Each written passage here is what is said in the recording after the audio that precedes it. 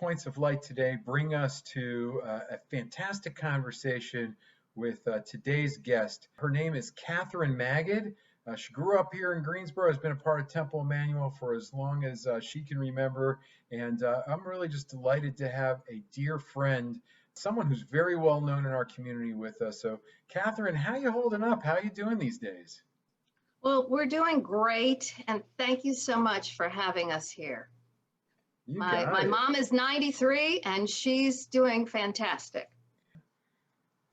Tell us a little bit about how your family came here to Greensboro and about your experience growing up Jewish here in what many refer to as the southern part of heaven.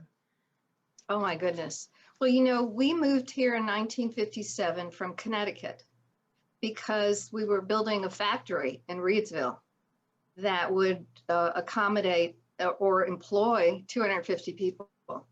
So my parents decided they had to be in Greensboro because they wanted us to be raised very Jewish, and there wasn't any synagogue or temple in Reidsville.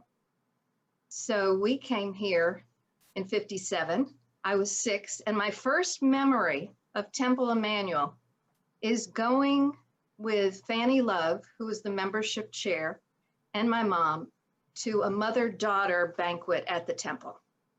And at the banquet, I won 2 prizes, one for the longest pigtails and one for the most petticoats. Wow.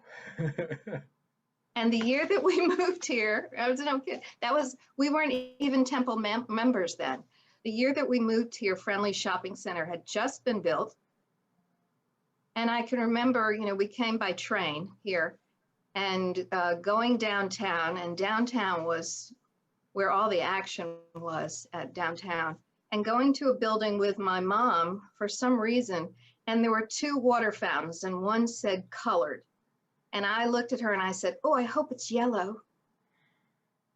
You know, we were so ignorant of all of that. But the temple, you know, welcomed us, and it was really wonderful being at the temple. Rippins was the rabbi, and Ruth taught me Sunday school. And then in 1959, Rabbi Asher arrived, and they lived on our street. And so I used to call him Uncle Rabbi because he would drive me to school every morning. And we were very close. My parents adored him and Faye. And then later, Henry and Alice Isaacson moved on the street. So the 6 of them used to hang out. And Rabbi Asher was very different. You know, he had that accent because he was born in Germany.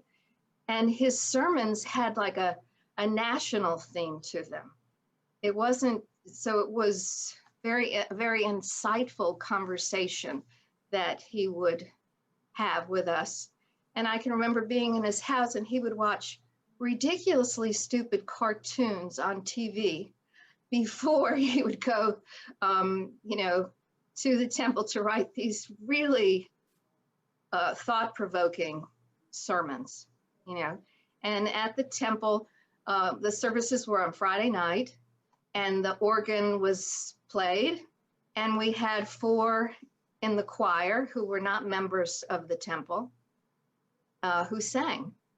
And people went on Friday night, and then there was no Saturday service, and we had an oneg downstairs afterwards. And the women of the temple used to cook in this tiny kitchen these elaborate meals for like 100 people, you know, for father-daughter dinner, or, you know, the Seder was always at the temple, you know. So Rabbi Asher came in 59, and then in 60, we had the sit-in.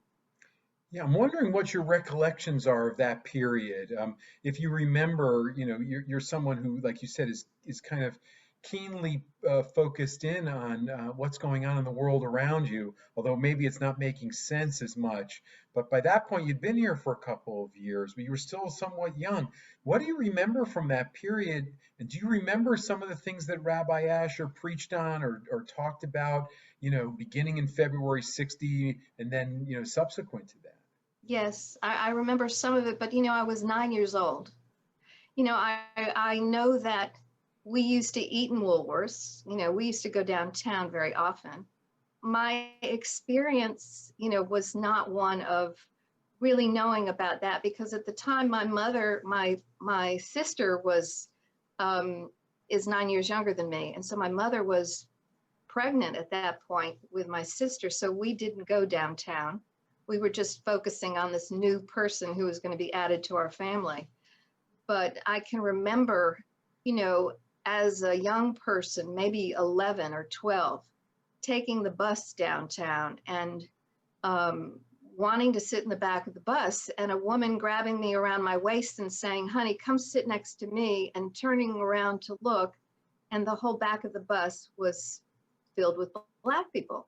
You would go to we would take the bus down to go to the Carolina Theater to go to the movies, and you couldn't sit upstairs because that was where the colored people sat. We knew it was happening here. It was more obvious here than it was in Connecticut. In Connecticut, my parents knew, people and had people of color that were their friends and worked for them. And so it was very different when we came here. But I was really too young. I know that there were people involved. I know that Joan Blethenthal was my mother's first friend. She met Joan at a National Council of Jewish Women convention, and she knew she was moving here and couldn't tell Joan. And so they became very dear friends, and Joan was very involved in that because, at that time. But, we came out of that. We knew it was happening from February to July. We knew it was happening, and you couldn't go downtown. But, I didn't really see it, occurring. And so after that, there still was, that was a change, but it still was here. You knew it was here, that there were certain things that were happening. I can remember restaurants when we first moved here that had signs that said, "We don't serve Negroes or dogs." And I remember one saying, "And Jews," and being rather upset about that. But, the Jews in Greensboro were really well received.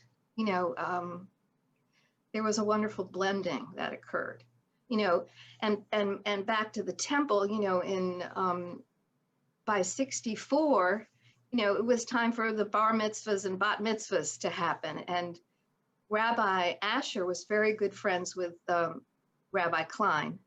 And so the kids would go back and forth from the temple and the synagogue for bar mitzvahs. I can remember saying to Rabbi Asher when I was 12, "I want to have a bat mitzvah." And he said to me, "Oh, we don't do that." And I was very upset about that. But we did it was a whole, that was the way that they got the Jewish kids together, and then there was AZA and BBG, and my father was an advisor for AZA, and they used to ship us on buses to Charlotte and different places. We would go for conventions, and so all the Jews in the area, Winston-Salem, High Point, Charlotte, Durham, we knew each other, which was great. It was really great because, my high school class, there were 620 in the class and 20 were Jews. So, we were in the minority. I was fortunate that my folks were very involved in the temple. My mother was very involved in the sisterhood. She ran the gift shop, and every Friday night she would be there with her little box of cards. She had every member's name on the cards, and anybody who wanted to buy something could do it, and she would write it up and build them. And the display cases that they had at the old temple, my father gave, because she said there wasn't enough room for all and she said it was very lucrative. My parents were inspirational to me. My father was on the board. My parents were the membership chairs for the temple. After Fannie Love retired, they were membership chairs. So there was always people in the house that were new to Greensboro, and they were always having something there and doing that. My mom was on the Federation First Executive Committee. And at that point in time, the women did all the soliciting. There was no men's campaign. There was only women. The women solicited the men. And when they needed someone, they needed a lot of money from someone, they would call Lois to do that. And so I was very inspired. My father he was on the board for many years. He was the secretary of the board. They wanted him to be president, but he said he was just too busy.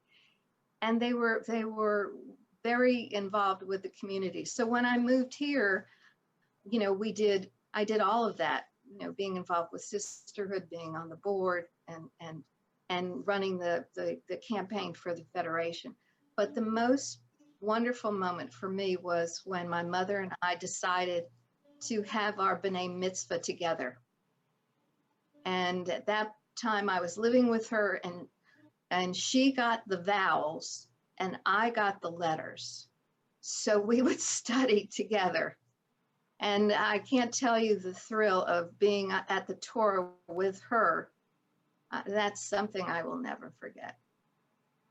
There was a business that you would go on to develop. Why don't you tell us a little bit about that business that you had, and go ahead and tell folks what that was. So I decided that everybody should be able to have Shabbat, and it should fit in the palm of your hand.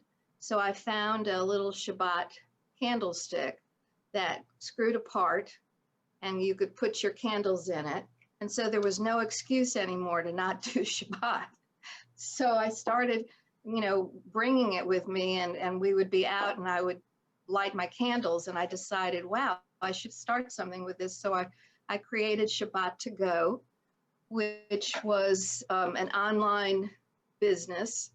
And we used to do the New York gift show and the Los Angeles gift show, and we were in 400 stores all over the country. We did private label for the Jewish Museum and the Museum of Modern Heritage in New York. And it grew to have not only an emphasis on Shabbat, but also an emphasis on Hanukkah. We had Hanukkah to Go, and we had Seder and a sack. As each holiday came up, people would say to me, well, what do you have for Passover?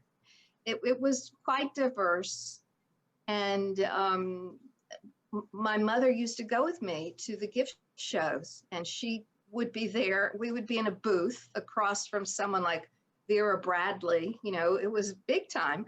And she would say, let me introduce you to the president of our company. And she would drag me over and say, here's our president. And we had a lot of fun with it. She was very supportive. Yeah, I love it. I mean, it was one of the first things, that I came into when I came here to Greensboro. We had met each other back in 2003 when I was interviewing, and obviously our families have remained connected in a very blessed way. But I have my Shabbat. I just love it because it reminds you that wherever you go, right? Friday night is always going to be candle lighting time, and you just had such an entrepreneurial way. Now you've since subsequently sold that business. Yes, but we also had Havdalah. We had Havdalah sticks. We had bar and bat mitzvah box that congregations bought all over the country. At the end of the business, there were churches that were calling us and talking about how they were celebrating the Sabbath, and they wanted something to use for that. It was remarkable. And one of my vendors offered to buy it, and it was just too good to resist. Right. But we had a great time. There was nothing like it. Yeah. It's really fantastic. And you know, that entrepreneur, you know, even though the business you wound up selling, the entrepreneurial spirit still continues. You have been quite entrepreneurial, especially in your approach towards voting and registering people to vote. And this is not just a product of the past year or the past 5 years. You've been doing this for a while now, Catherine. Why don't you tell us a little bit about this focus and maybe some of the other work that you've been doing with Temple, with some of the committees at Temple over the years? Yes. The voter registration started in 2011, really. I think it was back then. You know, I went to UNCG and the library. I knew the library director because my brother had created on the 9th floor of the library the Rabbi Avi Magid reading room. And so the head of the library and I became friends. And she called and she said, "Do you want to help do this voter registration?" And I said, "Yeah." So we started registering students in the library in 2011. My mentor was an African-American woman in town called Hope McLean. She taught me everything I needed to know and we used to help. And so we every year we would do that. And the joy of working with the students, you know, and taking their photographs so they could send it to their parents that they had just registered to vote was amazing. And so out of that, every year we did that. And then in 2015, I was involved with the League of Women Voters, and I found out that they had a grant that you could get. So I applied for the grant and we won the grant. And we ended up with using that money to register in the 17 high schools in Greensboro. We registered, we were allowed to come into 15. And we partnered with the NAACP and we went into the schools and we registered students there. And it was remarkable. I mean, we would be in an auditorium with 365 students and 20 people standing in the aisles, and we'd have 12 minutes to register them all.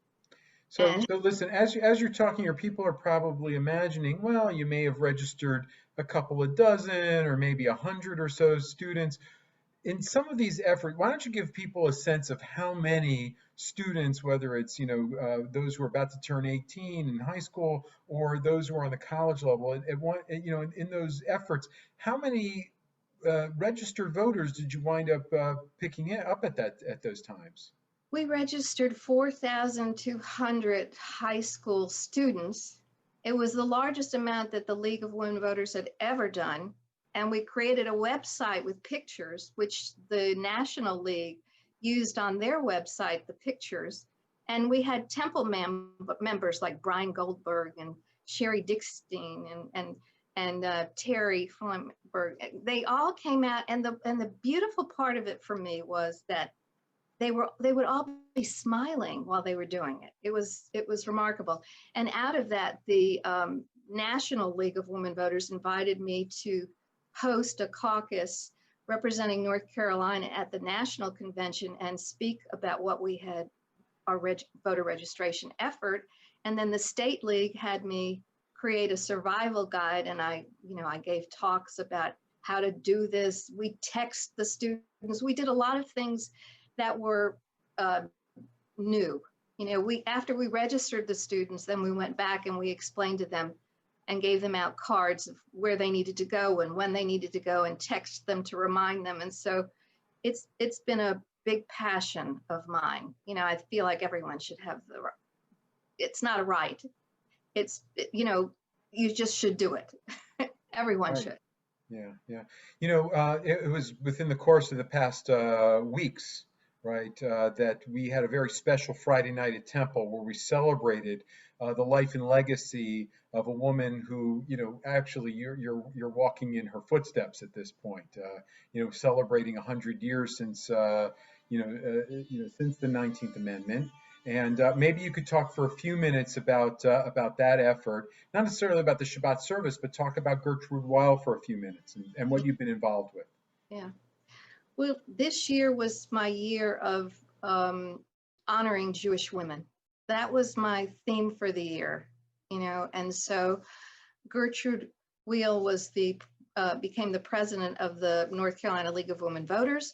And so I presented her to an organization, the Pomeroy Foundation, and we now have a physical marker that arrived 2 weeks ago. It's in my garage, that will be put in front of the Guilford County Courthouse as a lasting reminder of this Jewish woman's amazing work to get the right to vote. But she's an amazing person, and I was so inspired by her her ability to speak to people and convince them that this is what they needed to do and this is where they needed to go, and this was important. And she really educated women to the point where they had 120,000 women were registered to vote before the election that year, which is quite phenomenal.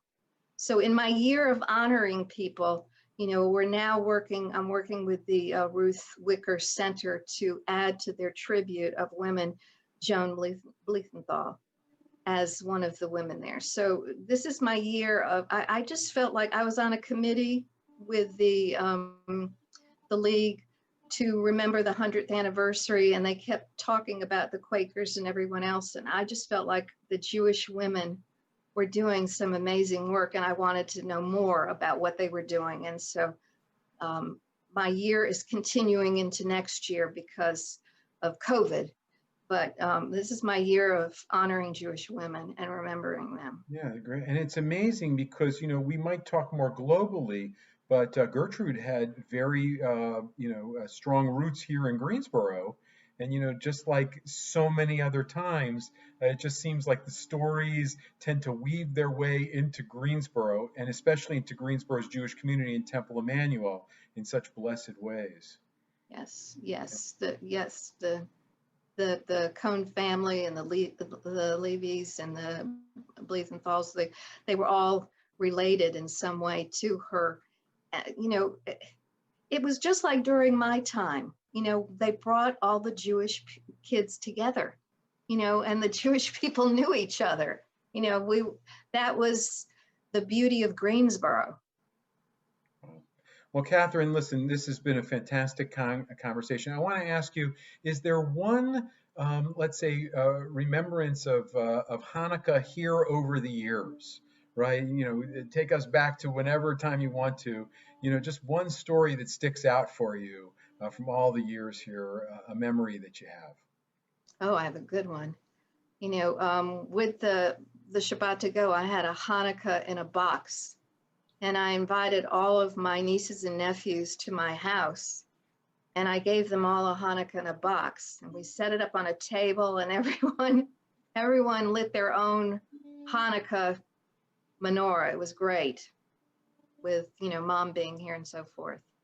That's fantastic. Well, we should all know such joy. Catherine Magid, thank you so much for being our guest today, and to everyone, just blessings for a very happy Hanukkah. Chag Sameach.